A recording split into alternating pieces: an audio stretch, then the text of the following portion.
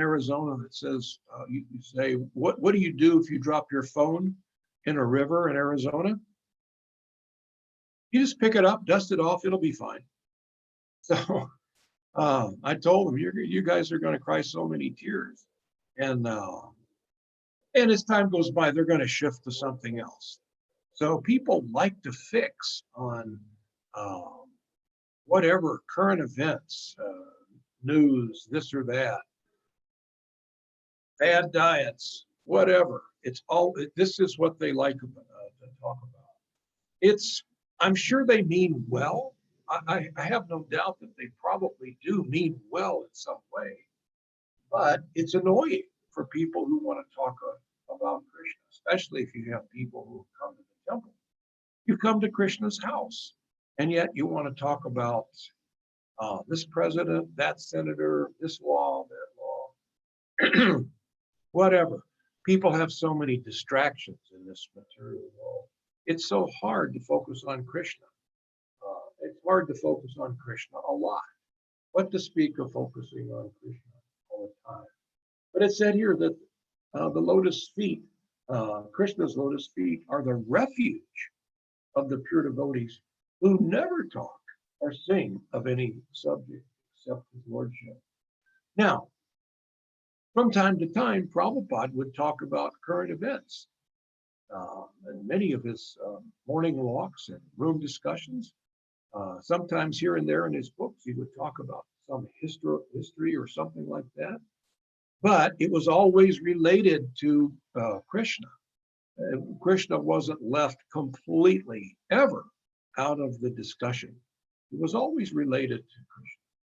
So this is the nature of the pure devotee. So in the purport, Prabhupada, excuse me, Prabhupada says there are different classes of human beings, all seeking different enjoyments from different objects. There are persons who are seeking after the favor of the goddess of fortune. And for them, the Vedic literatures give information that the Lord is always served with all reverence by thousands and thousands of goddesses of fortune at the Chintamani Dham, the transcendental abode of the Lord, where the trees are all desire trees and the buildings are made of touchstone. Lord Govinda is engaged there in herding the Swabi cows as his natural occupation. What is Prabhupada saying? Prabhupada gets very poetic. He's practically always poetic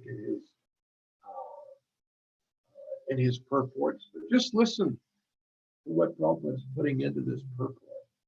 So here we have Krishna's Chintamani Dham, and that's his home. If you go into the house of Bill Gates, you probably see incredible opulence. He's got the latest and greatest everything.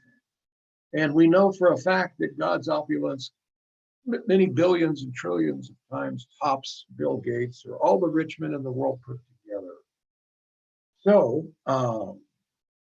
in Krishna's abode, the transcendental abode of the Lord, the trees are all desire trees. They're Chintamani trees. And so, and the buildings are all buildings are touchstone. So anything that you touch to the building is going to turn to gold. And any tree that you walk up to, whatever you desire, it will give you. So this sounds like a really fantastic place for a fortune hunter. Unfortunately, the fortune hunters are distracted by a wealth different than what we're talking about here. Those who go to this Chintamani Dham don't go to the Chintamani trees and say, give me something for me. Their only desire is to get something to please Krishna. They have, through love, they have this intense desire to please Krishna. So we have no potency aside from God. We have no potency of our own. We actually need his resources to serve him. So in any fashion, we need some resource. So Krishna is so kind that he provides these resources for the devotees, his pure devotees, to use to serve him. So in this abode, those who go there because they simply want to associate with and serve Krishna, express their ever increasing love by their ever increasing service, loving devotional service. So they're going to use these wonderful Chintamani trees to provide something that they can use to please Lord Krishna. And so their time is passed by creativity. What can I imagine that I could possibly use to serve Krishna? And then I can go to my Chintamani tree that's in my front yard, and it will give me this. And now I can take it immediately to serve Krishna. I don't want to taste it myself first. I want to make the offer to Krishna. It's for Krishna from the very beginning. And so if I have something that I want to take to Krishna, I'll touch it to the building and turn it to gold. See? So while all this is going on, in this incredible atmosphere of opulence, Goddess of Fortune is there. Chintamani trees will give anything. The buildings are all touchstone. They will turn anything into gold. And it says, Prabhupada says, the Lord Govinda is engaged there in herding the Sarabi cows as his natural occupation. So with all this going on, Krishna is not enamored by this wealth and opulence. He's simply doing what he likes to do. He likes to herd the cows, and he takes care of the cows. This is his occupation. Yes, I'm incredibly opulent, and yes, I provided resources for you to give me incredible opulence in your offering of love. The opulence I'm not so attracted to because I am opulence, but I'm embracing and devouring your love that you bring to me. And it's time for me to go herd the cows. So this is a picture that Prabhupada is pointing, a painting of this beautiful dog of the home of the Lord Krishna. Prabhupada goes on, these goddesses of fortune can be seen automatically if we are attracted by the bodily features of the Lord. The impersonalist cannot observe such goddesses of fortune because of their dry, speculative habit. As we all know, the impersonalists don't see any shape or form that manifests once you leave this material world. Shape and form, and that it would include relationships. What kind of relationship could there be in the impersonal Brahmajyoti? So they're not considering that there's going to be any goddesses of fortune in their destination for liberation when they find themselves liberated into the impersonal Brahman. And those who are artists overtaken by the beautiful creation should better see to the beautiful face of the Lord for complete satisfaction. The face of the Lord is the embodiment of beauty. What they call beautiful nature is but his smile, and what they call the sweet songs of the birds are but specimens of the whispering voice of the Lord. So, if you're an artist, the artists are always looking for something attractive to paint. If you're an artist that wants to create just to please people, that's one thing. Many artists, if not most of them, want to paint something beautiful that will attract the senses of other people, and there'll be some exchange for money, so they can make some money. I see something beautiful, I've put it on canvas or taken a picture or whatever, and now I have something beautiful that attracts you, and now you will give me some money for it. And so some of these artists, Prabhupada points out, are overtaken by this beautiful creation. So Then he says the face of the Lord is the embodiment of beauty. It's the very source, the very substance of beauty. It's not that anything in this material world can equal this beauty. He is the substance and the source. He is beauty. The further away from him in your consciousness you get, you only see similarities, things that remind you of something that could be beautiful. But you don't see, like I've said before, you may see the beautiful mountains from the beach in Hawaii. I'm not going to argue. It is extremely beautiful, of course. However, if we think that this is like the most beautiful place, many scientists feel like this planet Earth is probably the only orb like it. Others may disagree and say there's probably others, but many people believe that there's only one Hawaii in the whole cosmic manifestation. So if that's the most beautiful place on this planet, it's the most beautiful place in creation. So this is the limitation of material consciousness. If I can't tell that there's a spiritual world where beauty emanates from, and that comes from the personality of Godhead, then I'll never really know what true beauty is. I like the prophet says, what they call beautiful nature is but his smile, and what they call the sweet songs of the birds are but the specimens of the whispering of the voice of the Lord. Quite amazing.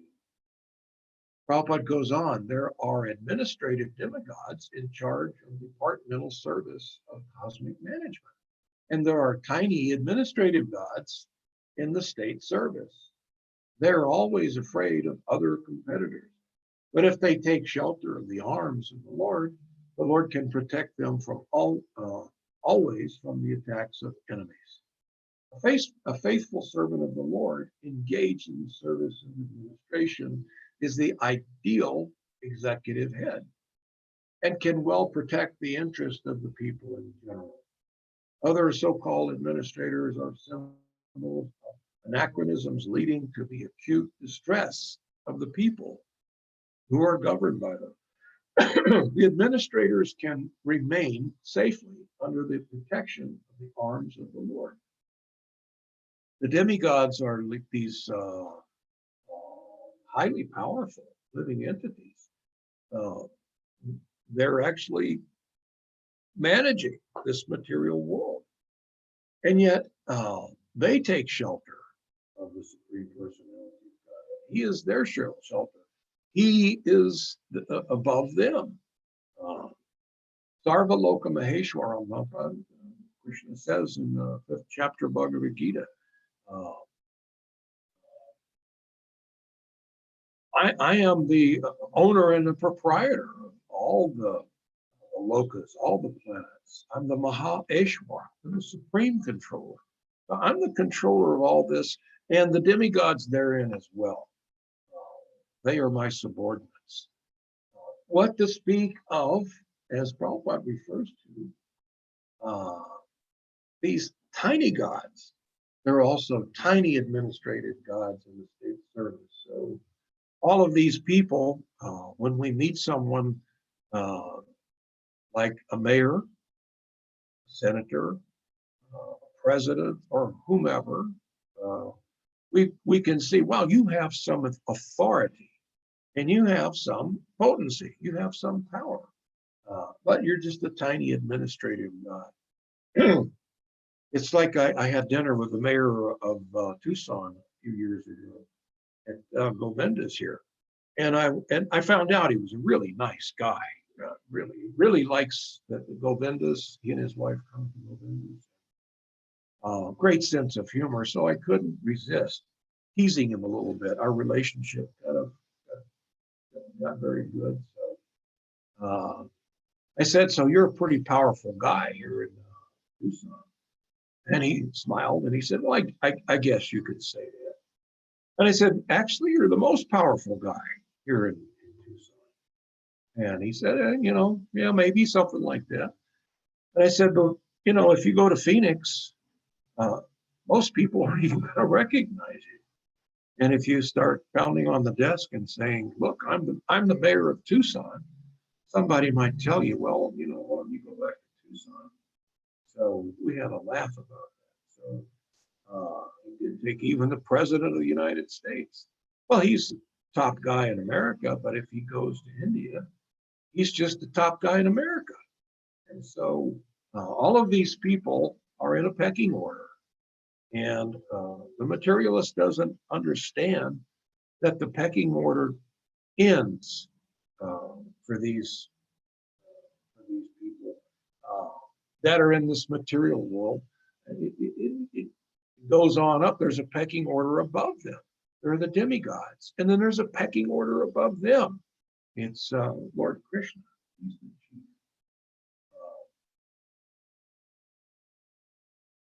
Prabhupada points out here, though, a faithful servant of the Lord engaged in the service of administration is the ideal executive head and can well protect the interests of the people in general. Perhaps someday in this golden age of Lord Chaitanya, we will have a devotee, some executive position. That is possible. We've seen a devotee run for president, and she didn't do very good, but the world now knows of her. Everybody knows of her. And she seems like a pretty nice person. I met her at LA Rath Yatra, Tulsi Gabbard. We talked for a while. And, I was very impressed with her. So actually, Prabhupada predicted that someday we would have, I can't remember when, Dayananda Prabhu, maybe you can remember this conversation. Prabhupada did make some prediction someday there may be a devotee president. You remember when and where, Dayananda Prabhu?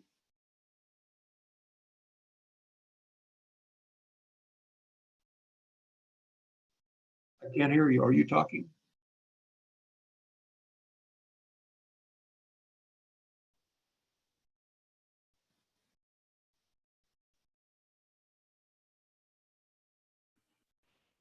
He's unmuted. I just think that his mic's probably not turned on or something. Yeah. Yeah. Do you know sign language? You do? Can you? Still nothing. Can't hear anything. No. Nothing. But maybe he can type it in the group chat. we get the blessing just by you saying it anyway. You might not get to hear it, but we were blessed by you saying it. So How about this? Yeah, there you go. Hey, Okay. bingo.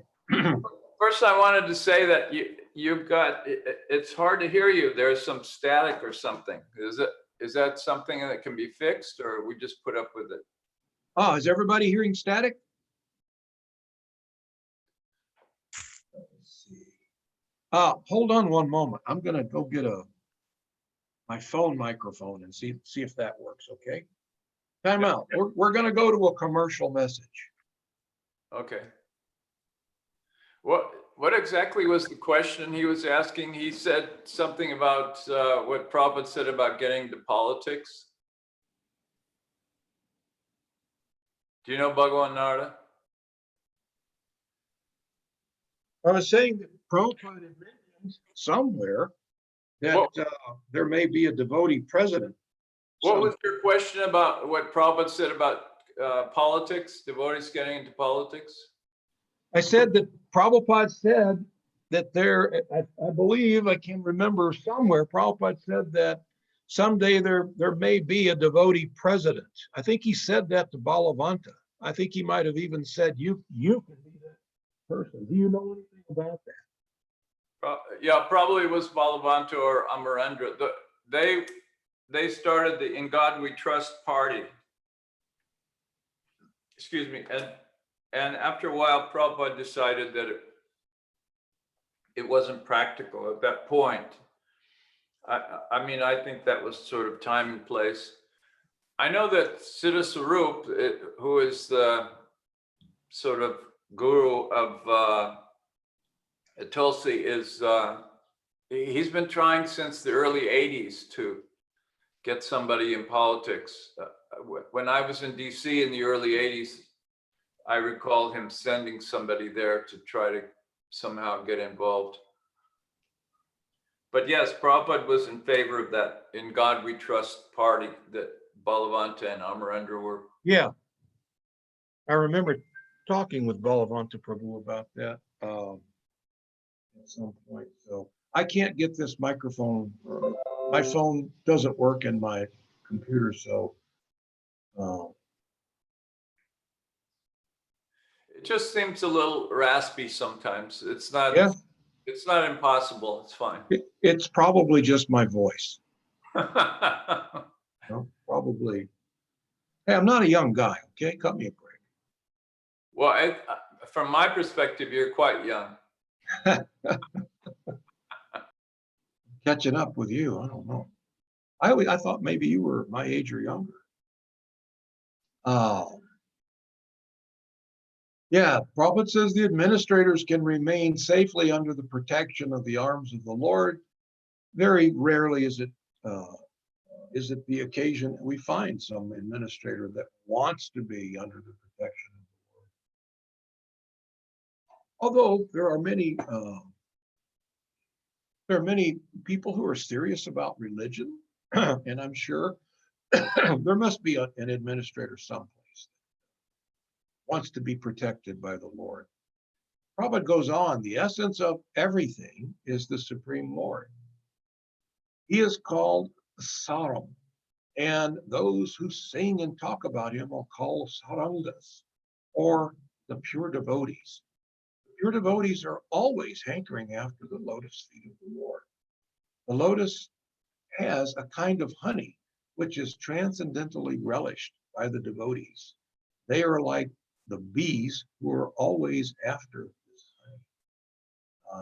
Srila Rupa Goswami, the great devotee acharya of the Gaudiya Vaishnava Sampradaya, has sung a song about this lotus honey, comparing himself to the bee.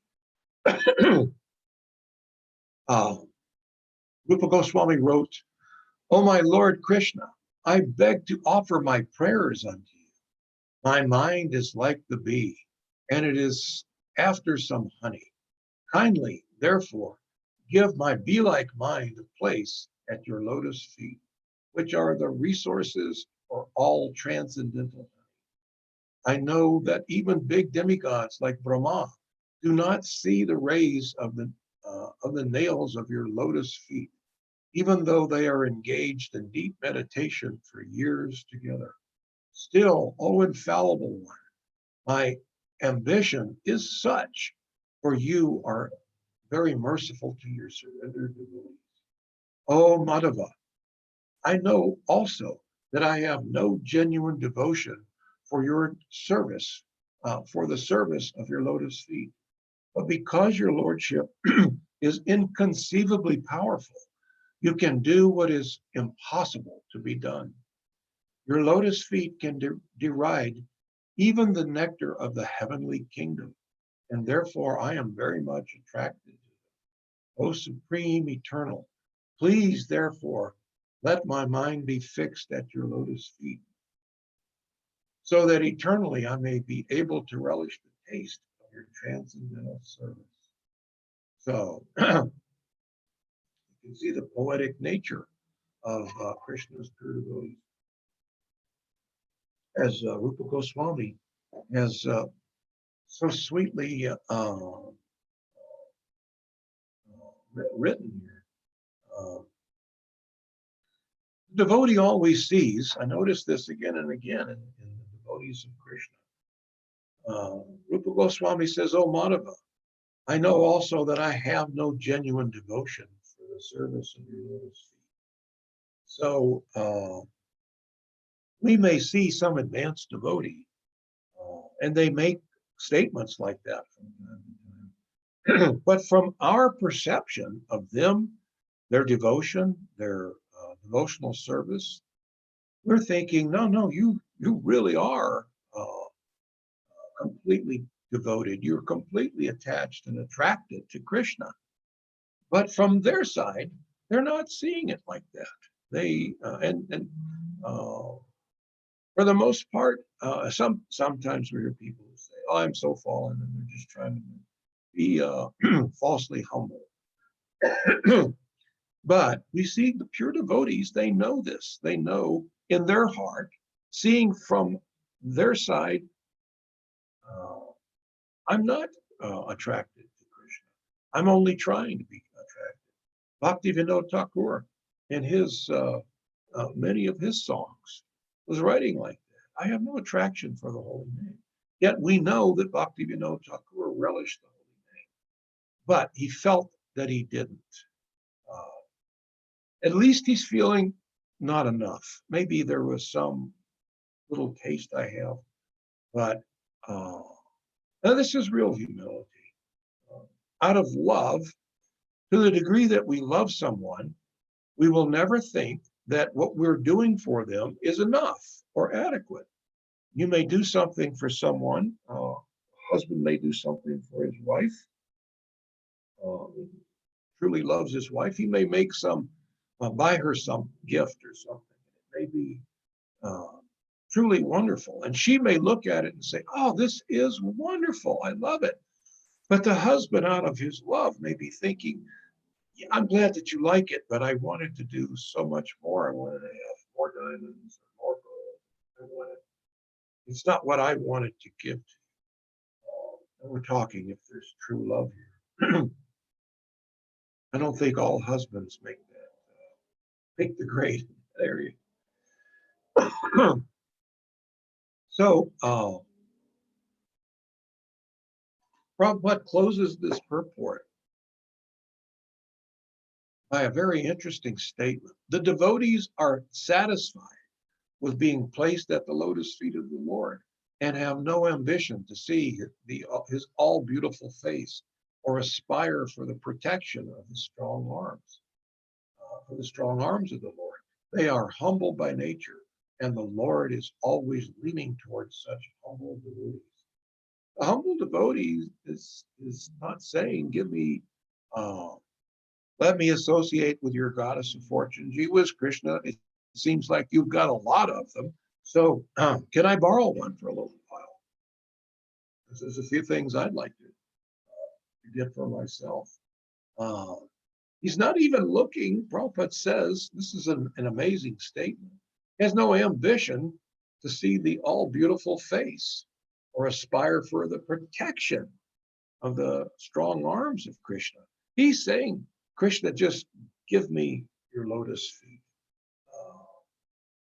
It's like when we go into the temple, we are taught that when you go to the temple and the deity is there, you should look first at the lotus feet of the deity.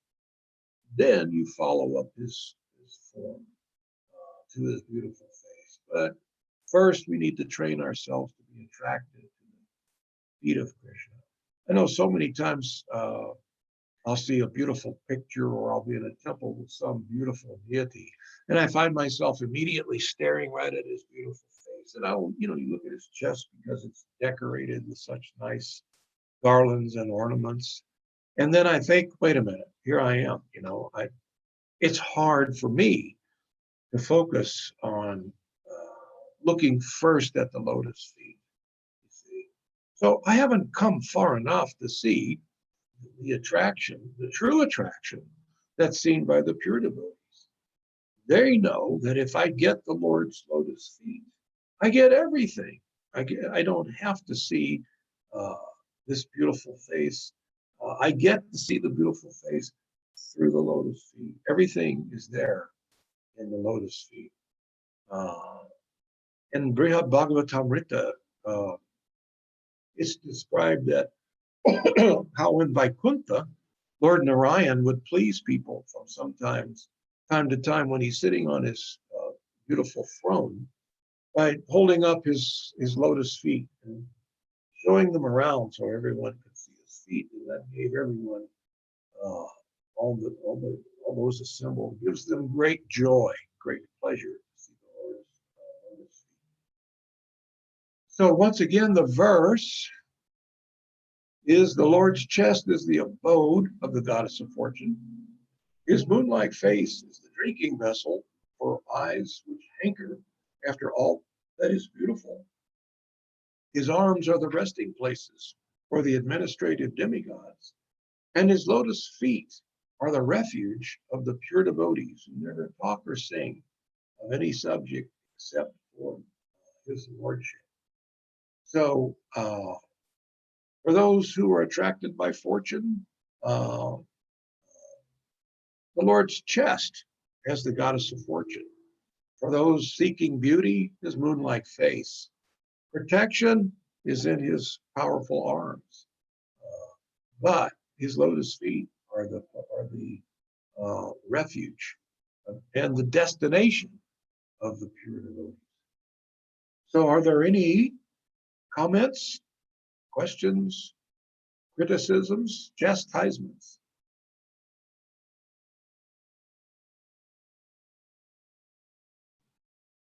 Horrible. Let me see if I can get my video to come on here. There you go. Okay. There's the Kurtster. Yay. All right, Bo. Hurry, hurry. So thank you so much for speaking with us. Your talk reminded me, actually, like maybe an hour ago or something, I was scrolling on Facebook and I saw this little meme thing, whatever you want to call it, but it was Sridhar Ananda Maharaj. It's a little quote that said, don't be afraid. Just remember that this mantra that you're chanting loves you. And so, as you're talking about, Krishna's arms being the abode of the demigods, and you're talking about his chest being the abode of the goddess of fortune and so forth. I was chanting japa a little while ago, and I got some anxiety, and I kind of paused and I thought, wait a minute, I'm supposed, this mantra loves me, So I think that verse and that Srila Prabhupada is kind of getting at that same idea, that when we explore Krishna, there's just so many nuances to his sweetness, as you said in previous classes, and I think in his lotus feet, of course, and in his name as well, and I think, and I'm certainly not at that place personally, but that's definitely something to aspire to, right? Yes, yes. Now, Kurt, before you go, you or anyone else, if you repeat that to someone and you tell them, because this is a very important statement, and it's absolutely true. So you tell someone this mantra loves you, and they look at you and they say, how is that? How would you explain it? Does anybody have an explanation? Because the mantra is the incarnation of Krishna for this age. So that It's when we one and the same. Yeah, so that when we speak Krishna's names, we're actually having a direct encounter with Krishna. And what I like about it, and what's difficult for me to get through my head and through my my own temporary experience, as you say, the human experience of the soul. I quoted you, I paraphrased you on Facebook. I don't know if you saw that, but I said something about the soul not being the luggage of the mind. Yeah, you could. That's okay. You can send me a royalty check if you like. But the idea, one way that I've heard it explained is that when we this resonates with me as someone who works with language, is that in material consciousness, material realm, the language is referential, right? And language is based on signifier and signified, and it's based on sort of mutual consent. That's something represents something because we all agree on it and its context and so on, and the meaning is not static, that it fluctuates and so on. But the idea of the Maha Mantra is that it originates from beyond or outside of material nature, or outside of the material world. And so, yeah, Krishna and his name are the same. Yeah, he and his name are one and the same. So Krishna is the source of everything. That means he's the source of love. Love comes from Krishna. So that is the true, real love, Krishna. So if Krishna and his name are one and the same, we know Krishna loves you because that's where love comes from. And he and his name are the same. So yes, the name loves you too on an equal basis.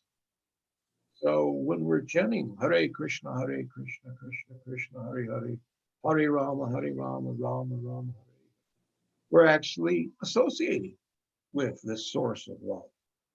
Now, perhaps right now we can't realize that, you see, and therefore it's hard for us to imagine embracing the holy name, you see.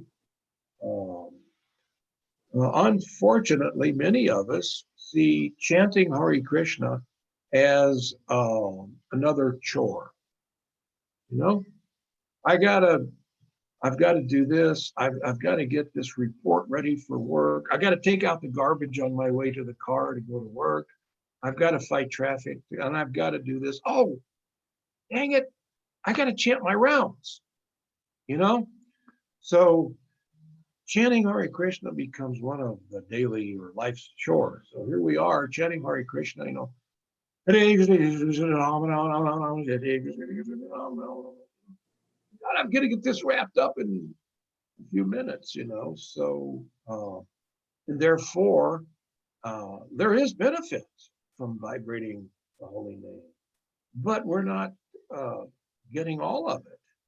See? We're not relishing it. So we're not taking it to the step where we're actually realizing this Mahamantra loves me. This is Krishna. If I'm looking for love, then I can chant Hare Krishna.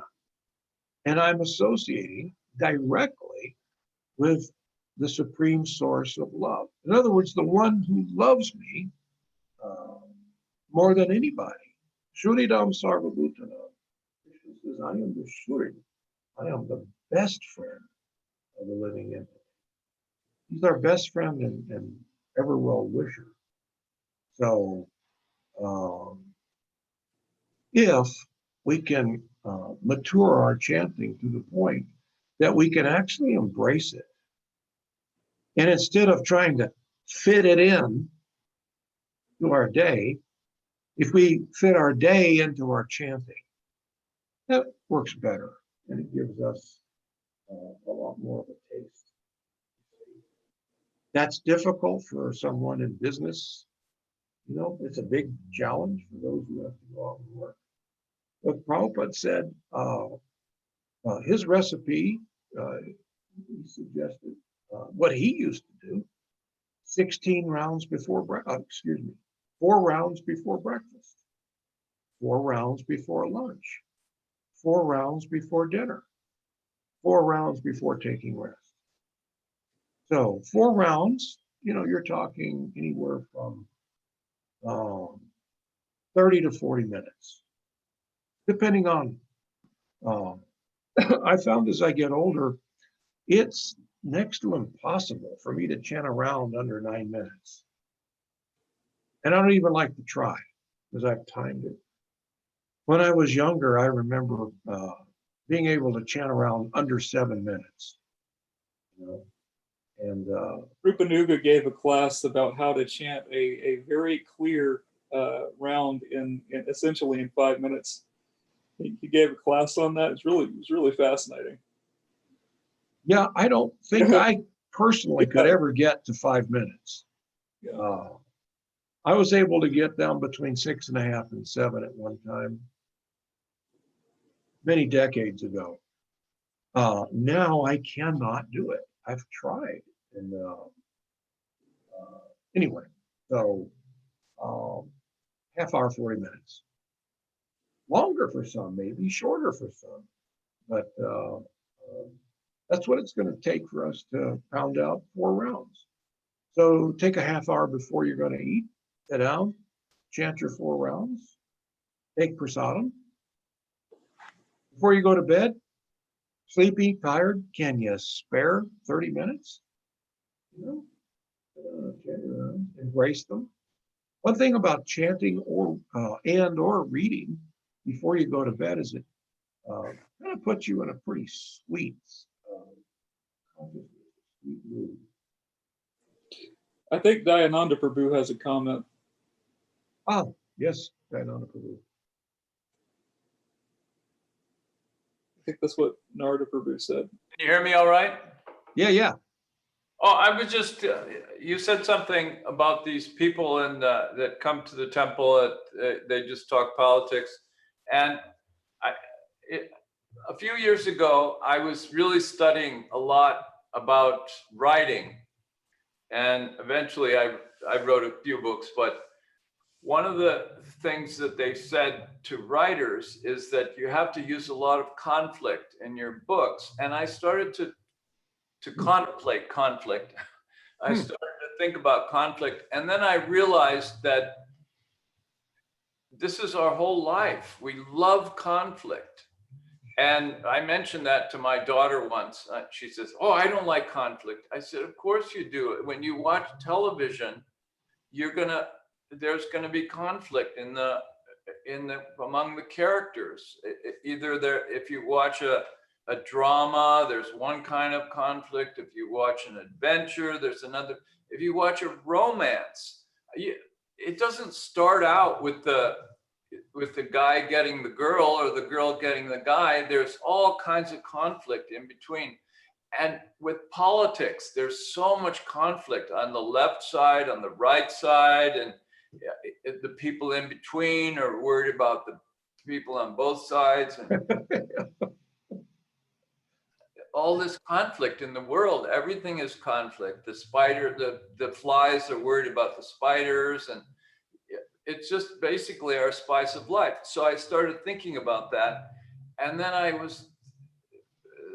had this little epiphany. I was thinking, well, all of Krishna's leelas, the whole Srimad Bhagavatam provides us with all of this conflict that Krishna is coming to fight with the demons and Braha, the Hiranyaksha submerges the earth into the ocean, and the Braha saves it, and then they fight, and then in the 10th canto, Krishna has different relationships with the gopis, and there's conflict. Sometimes he leaves, and they fall down on the ground in separation, and all this conflict is going on. It's transcendental conflict.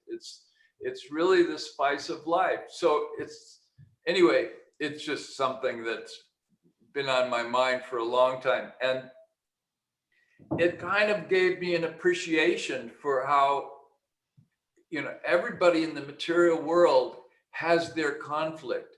I mean, sometimes we may be a little bit influenced by the material energy, so we can't understand, well, why are the French upset by that? Or why are the Russians upset by that? Because we're Americans, we don't understand what their conflicts are. So, but I had this whole perspective that's all, the whole material world is based on this conflict.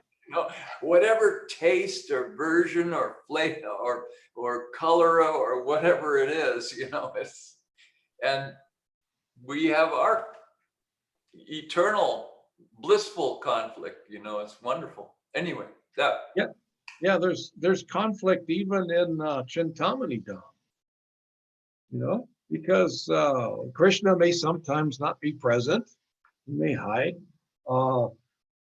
The left-wing gopis, there's the left wing and the right-wing gopis, and they think Krishna should be served this way, they think Krishna should be served that way. The difference is they're not trying to injure the other side. They're trying to, they're inspired by the other side, and they're trying to serve Krishna on a higher level. And it's so I think I'm better. Well, not better. I think I'm pleasing Krishna more in my efforts. But the efforts are, the sole source of my efforts are to please Krishna. And so are you, but you're a left-wing gopi and I'm a right-wing gopi. See? I'm not saying you're wrong, and I'm not going to start any propaganda against you. I'm not going to have you investigated or anything like that. No, I'm going to prove that, to myself anyway, that this was going to please Krishna. And if it doesn't, I'm going to try harder. So the whole motive in the spiritual world is just to please Krishna. But there is this conflict. It's funny that you mentioned that, you know. There's even conflict in comedy. You know, you see people having some conflict, but it's in a humorous way. And sometimes it's not humorous to them. You know, like Laurel and Hardy, those old Laurel and Hardy movies, they were having some conflict. And we were thinking it was so funny, you see. So, yeah, I found it very funny listening to these folks. And I hope that they come back to the temple when we open up Sunday Feast again, because they're kind of entertaining. I mean, in a sad way. But after this last election, I couldn't imagine. I mean, I was amazed at the looks on their faces. And they were like, "Oh, what are we going to do? This is, you know, comments like this is the end of democracy."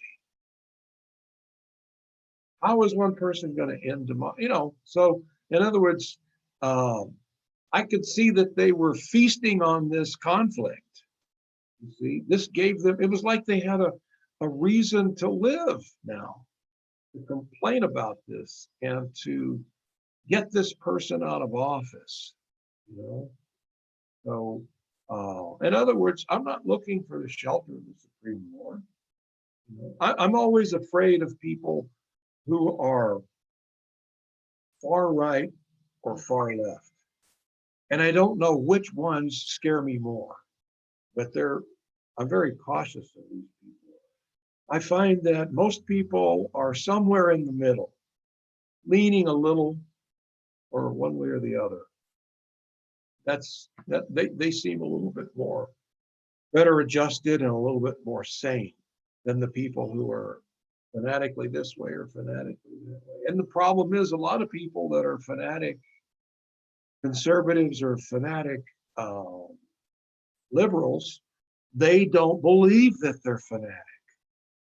You know, they think I'm the normal, I'm the right one. And then, but for most people, the majority of people are somewhere in that middle ground. And they lean a little this way and they lean a little bit that way. So,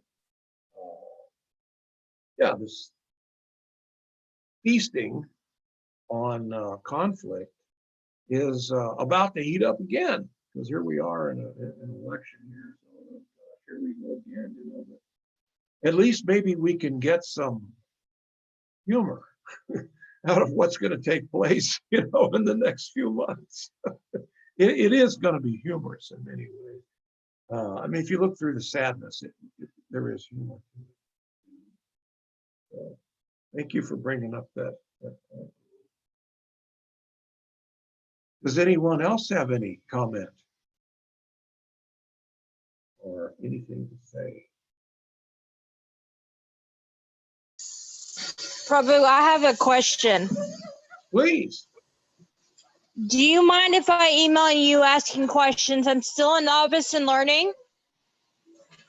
My name is Sarah. I don't mind at all. Okay, thank you. I have your email address and I have had it, but I wanted to ask your permission first. No, out of that's respect kind of, for your position. that's very kind of you. You can send it anytime. I'll be looking for it. I'll put it under Sarah Kratzer so it's easy to spot. Okay. Thank you, Prabhu. Thank you, Sarah. Haribol. Anybody else?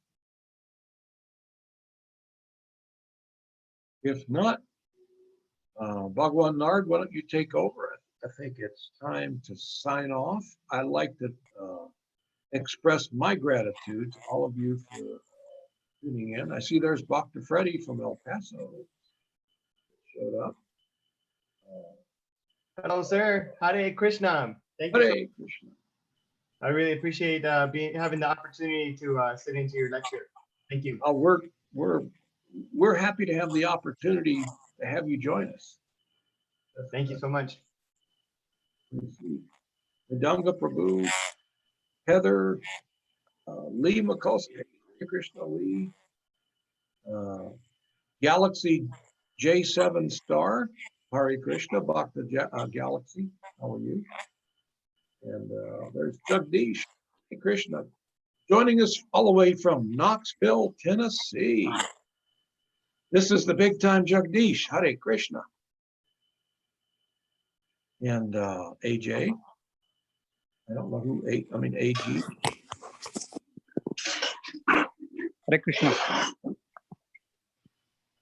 Hi, Jagdish. All right, folks. I have a comment. Is it too late? No. This morning I was attending my guru's lecture online. He had a little Zoom class. He's doing some English classes every now and then, I guess throughout the week. I wanted to speak a little bit about how sometimes this process, I wanted to get your take on it as well, since this is kind of a fresh observation or kind of thought that's been on my mind all day, is that, you know, particularly even in this purport as well, a lot of this can come off very intense. It can be quite overwhelming, you know? So it's especially for somebody who's just picking this up, if somebody's just coming in and joining us for a few times, when we start talking about how the devotees are satisfied with being placed at the lotus feet of the Lord and have no ambition to see his all beautiful face or aspire for the protection of the strong arms of the Lord. There's a lot in that, all right? Oh, yeah. I mean, just that alone, what to speak of the previous hour and a half of unpacking all the things that amazing, wonderful realizations that you shared. And so if we can't reach that mark, which, you know I can't, and I'm hoping everybody else can, sometimes we can become a little confused, disgruntled. You know, we can kind of give up on the process, or it's just so overwhelming. We say, oh, forget it. You know, maybe I'm not cut out for it. And we've seen many people come in, they leave, some come back, some don't. So how do we take this in a practical way? You know, I've learned to kind of accept my mistakes, but not accept them, to understand that I'm going to make them, but they're not going to, you know, be something that I identify with. And so I just kind of push through them. My guru said something this morning that was nice, he said something along the lines of understanding that if you feel unenthused, it's just the modes of nature that are unenthusing you, which was like, we've heard that in many different ways. And I really appreciated that point. So it's not a particular situation or even a set of rules or even these books that may unenthuse us, but rather than what we are associating with that's unenthusing us or freaking us out. So how do we balance that? How do we go about aiming for this perfection of life and consciousness and to just love God wholeheartedly? But then at the same time, you know, some people want to watch movies, or some people want to kick a soccer ball, or some people want to go out with their friends, and they're not just quite there yet. So what's the balance there without feeling guilty or feeling like we're not capable or able? No, this is an excellent question. And it's something we should discuss more and more often. If you're a preacher, some people don't like that word because, you know, you're preaching at, you know, let's say if you are a recruiter of Krishna consciousness, you are trying your best to give this gift that's been given to you to someone else. So yes, I agree 100% with what Mara says. They're in the modes. When I'm in the modes, I don't want to go sit down and listen to a class. I'd rather watch some conflictive comedy or drama, or read some conflictive book, whatever. So we have to analyze what is the process of our marketing Krishna consciousness, which is what we're doing. The preachers are marketers. So one thing in marketing that they teach us, I remember when I was in marketing, they teach you that if it's a product that you're marketing, that you show like some affection for the product. You hold it up to your face. You ever notice they always do that? Hang on just a minute, my phone's going off.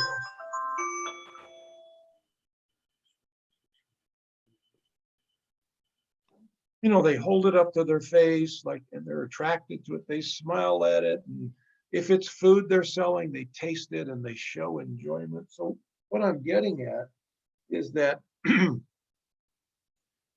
above and beyond the words that you read to them or say to them, they're going to judge a lot of how they receive it from you personally. I was with Aetna Life and Casualty Insurance, like 40 years ago or something like that. And they did a lot. They spent a tremendous amount of money on what impresses people to buy. And they found that 90% of what makes someone make a move to buy is unspoken, which was amazing.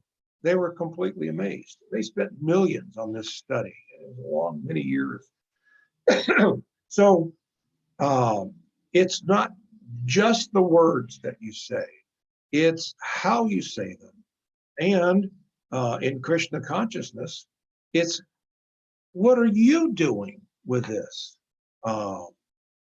If I'm talking about Krishna consciousness giving you a happy life, and I'm not particularly a happy guy, people are going to have a hard time swallowing that. See, people will look at you.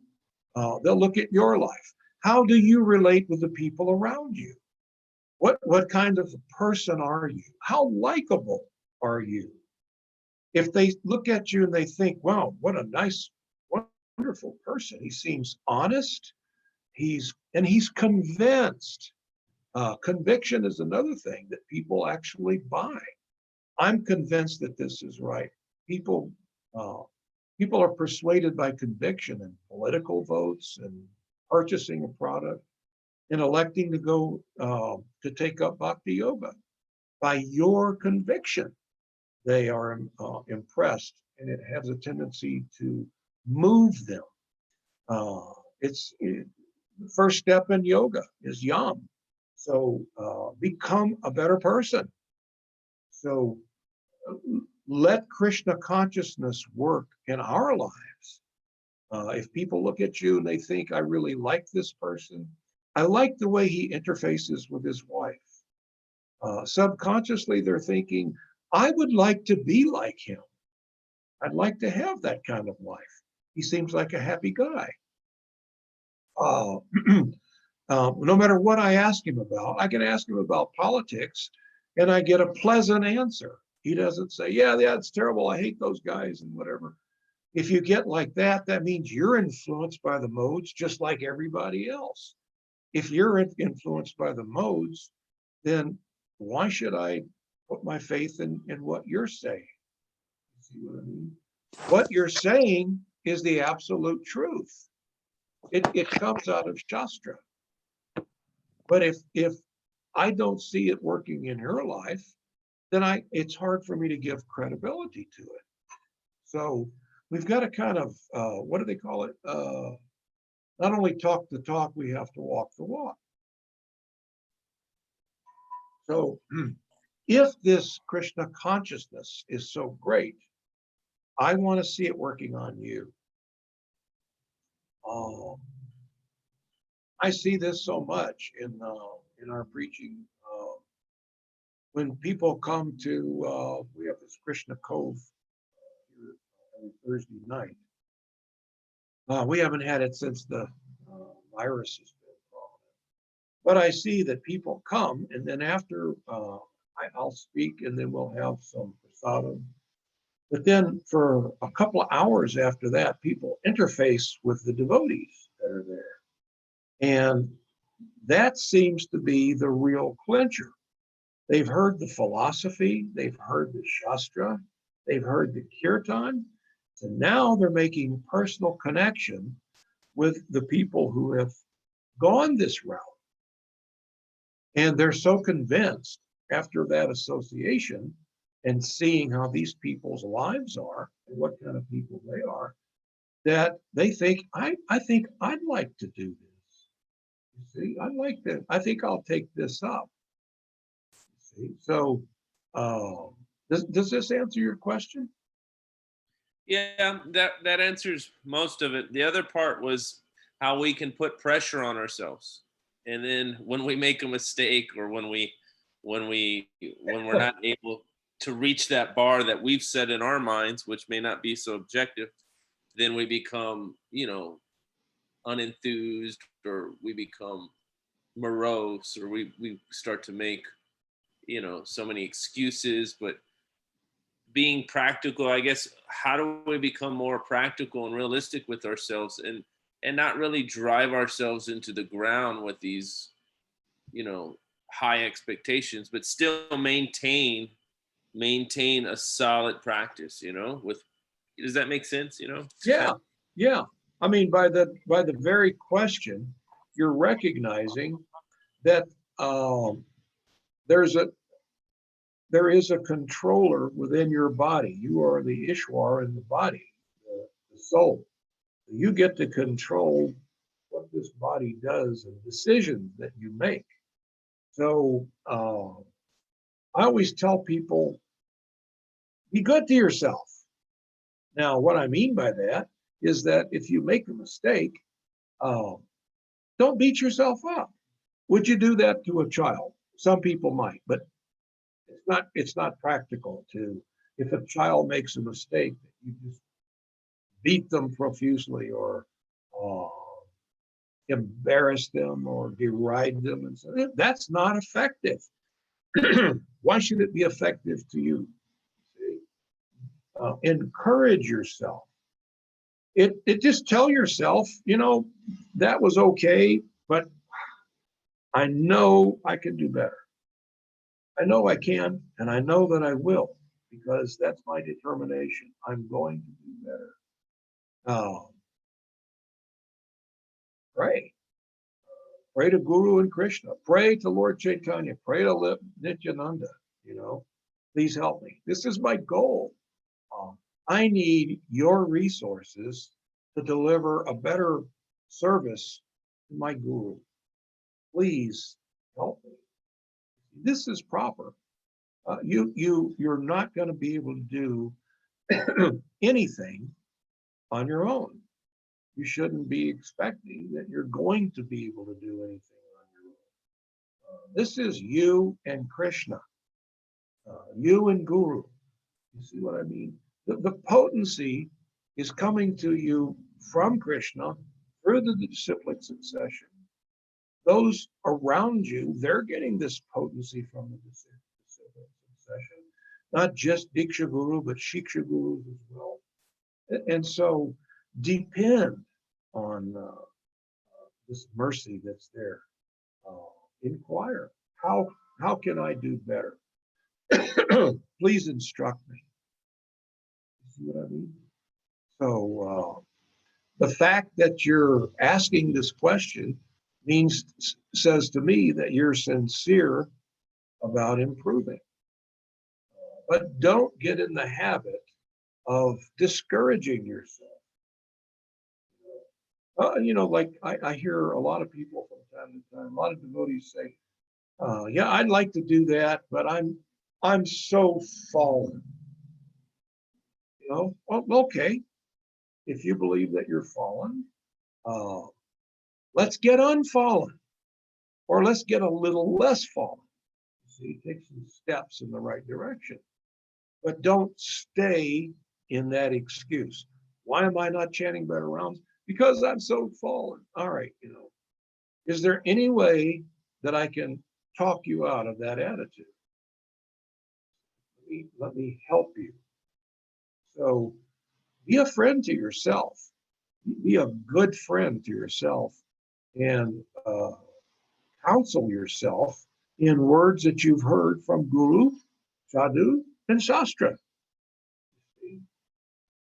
And also be a friend to yourself to try to avoid anything that doesn't come from Guru, Sadhu, Shastra. So, does that help? Yeah, that's good. Thank you so much. Pleasure is mine. Hare Krishna. So I guess I don't know if anybody has any more comments or questions, or doesn't look like it. So All right, everybody. You'll be Thank able you. to join us next Wednesday. That's my plan. Okay, great. And then if anybody's interested, this Sunday at 1 p.m., Sri Devi Mataji will be joining us. She's a professional, licensed family counselor, and she's a doctor. I believe it's family therapy is what she specializes in, particularly with ISKCON. So she'll be giving us a talk this Sunday at 1 p.m. Really, really sweet devotee. And then, of course, Narottam Prabhu is giving little discourses and talks every Tuesday at 6:30. So those will be the next 3 dates. But All right. I guess we'll just end here then. Thank you all so much. Thank you, Jivananda Prabhu, for taking some time out for us. Thank you for giving me some service. I will see you all next week, if not sooner. Hare Krishna. Hare Thank you so much. Hare All Krishna. glories to Srila Prabhupada. All glories to Hare Srila Krishna. Prabhupada. Hare Krishna.